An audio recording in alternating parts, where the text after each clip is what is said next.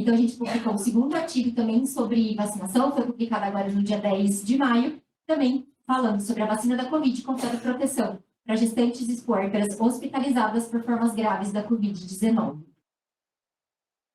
Então, da mesma forma, a pandemia da Covid-19 foi catastrófica para gestantes e puérperas.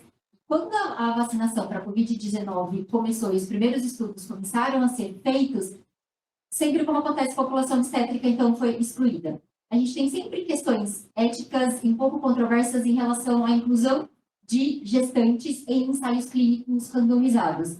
Eu preciso fazer métodos e desenhos de estudos específicos para essa população. E a grande questão que fica é, ao excluir gestantes e puérperas de ensaios clínicos para avaliar medidas terapêuticas que possam ser eficazes e que sejam divisor de águas para questões de pandemia, o quanto a gente está privando elas dessa oportunidade de receber um tratamento adequado.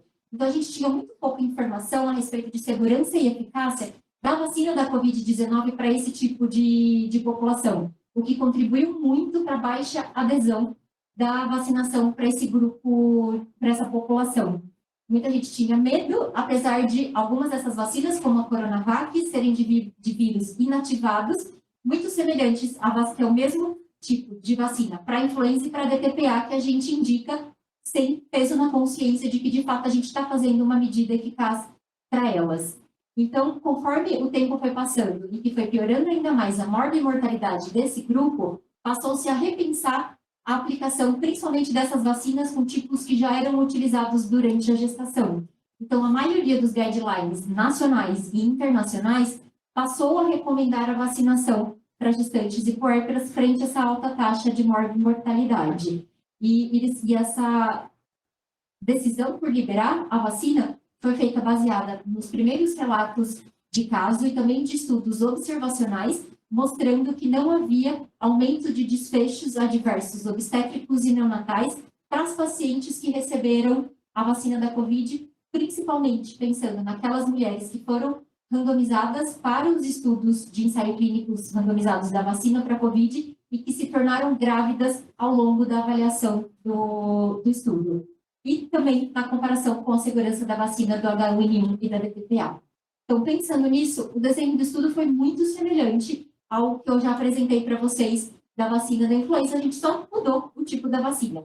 Então, a gente também pegou gestantes e puérperas hospitalizadas por síndrome respiratória aguda grave pelo SARS-CoV-2, que receberam ou não a vacina da Covid e foram avaliadas em relação ao efeito protetor dessa vacina, em relação à taxa de mortalidade, como objetivo geral, e como objetivo específico, avaliar se esse efeito protetor também se estendia para as taxas de intubação e admissão em UTI, e também avaliar o número necessário para tratar e custos relacionados à vacina da Covid e à internação em UTI. Também foi uma corte retrospectiva. No período, a gente fez a coleta entre 2 de maio a 27/11 de 2021. A gente finalizou aqui, só mais por um tempo, para a gente poder fazer análise estatística, escrever e submeter para a publicação. Os dados também foram coletados na base do CIMEP-GRIPE. Então, gestantes e puérperas hospitalizadas que não tinham infecção concomitante pelo vírus da influenza, que foram submetidas ou não à vacinação para a Covid. E aqui a gente considerou 2 doses, porque o que estava liberado para gestantes era a vacina Coronavac, e precisa ser 2 doses para a gente considerar como esquema completo vacinal. E elas foram, então, e a vacina também administrada antes do início dos sintomas, e que foram avaliadas nos desfechos: admissão em UTI, necessidade de intubação e de óbito. Os critérios de inclusão foram praticamente os mesmos em relação à vacina da influenza, então eu vou passar porque são iguais. E aí também só pontuando que a vacina da Covid tinha que ter sido administrada antes do início dos sintomas para a Covid. Também não foram determinados os critérios de exclusão por tratar-se de um estudo retrospectivo. A amostra final também foi calculada por conveniência. Em relação ao desfecho, então, as pacientes foram divididas em grupo vacinado, quem recebeu a vacina 2 doses antes dos sintomas, e o não vacinado é quem não recebeu nenhuma dose. Elas também foram comparadas pelas mesmas variáveis sociodemográficas e clínicas. A análise de custos, a gente também utilizou as informações do Ministério da Economia e do Ministério da Saúde. As 2 doses de Covid-19, pensando então na Coronavac, custam R$ 116,40 e a diária de UTI manteve-se em R$ 1.600. A análise descritiva foi a mesma, então vou passar mais rápido aqui. Também as variáveis categóricas e contínuas foram comparadas pelos mesmos testes. A gente também fez o controle das variáveis de confusão pelo score de propensão, e aqui foram incluídas idade e cardiopatia. Também calculamos o MNT com significância de 0,05%. Em relação ao número final das pacientes avaliadas, no período proposto foram mais de 750 mil notificações, e aplicando, então, os critérios de inclusão, a nossa amostra final ficou com 2.284 casos para análise estatística, e dessas pacientes, 2.084 no grupo não vacinado e apenas 200 no grupo vacinado. Em relação às variáveis sociodemográficas, houve, assim como para a vacina da influenza, diferença em relação à idade, com as pacientes sendo um pouquinho mais velhas no grupo vacinado, quando comparado ao não vacinado. Dessa vez, não tivemos diferença em relação à etnia autodeclarada. E em relação a comorbidades, aqui o que teve diferença significativa entre os grupos foi a cardiopatia, que também foi mais frequente no grupo vacinado, e a imunossupressão, também mais frequente no grupo vacinado, quando comparado ao não vacinado.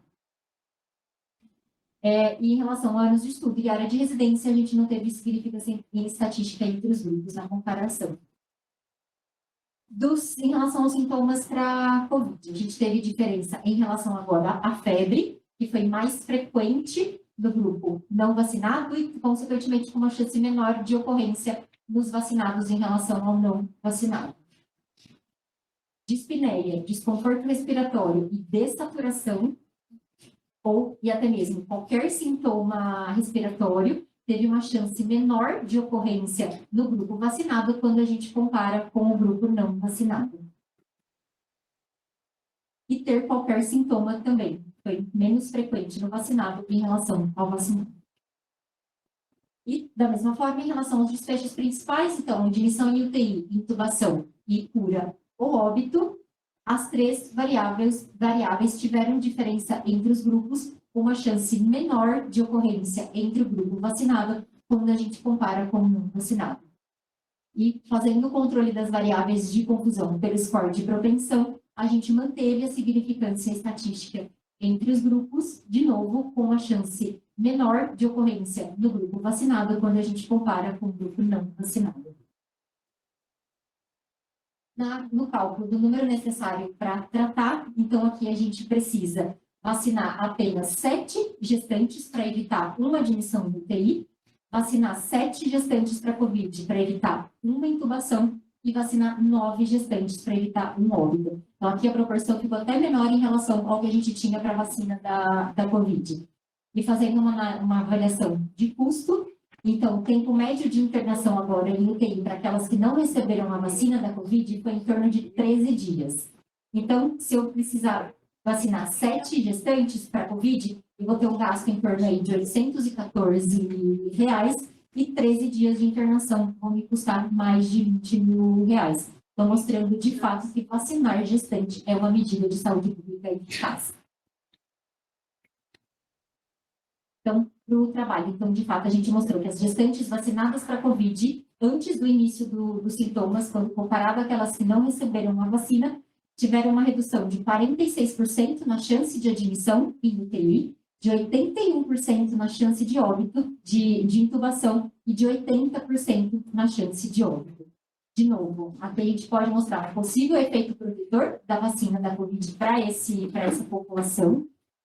Também medida de saúde pública, até um pouco tempo antes da gente submeter ao artigo para publicação, em 29 de março, apenas 40% das gestantes e puérperas haviam recebido o esquema completo para vacina para a COVID. E, mais uma vez, esse também foi o primeiro estudo que avaliou essa questão de mortalidade e admissão em UTI em relação a gestantes e puérperas. A maioria dos trabalhos que tem ainda está com foco em achar se tem ou não efeito adverso, gestacional ou mesmo perinatal, ainda são pouco, não tem quase nada de estudo em relação à mortalidade de gestantes que não recebem vacina. E como eu falei com vocês, sempre ensaio clínico randomizado em gestantes é mais controverso. Então, talvez a gente precise olhar com mais carinho para esses estudos observacionais e mostrar que, de fato, a gente pode trazer alguma informação de valia para poder mudar a nossa rotina e o nosso cuidado com essas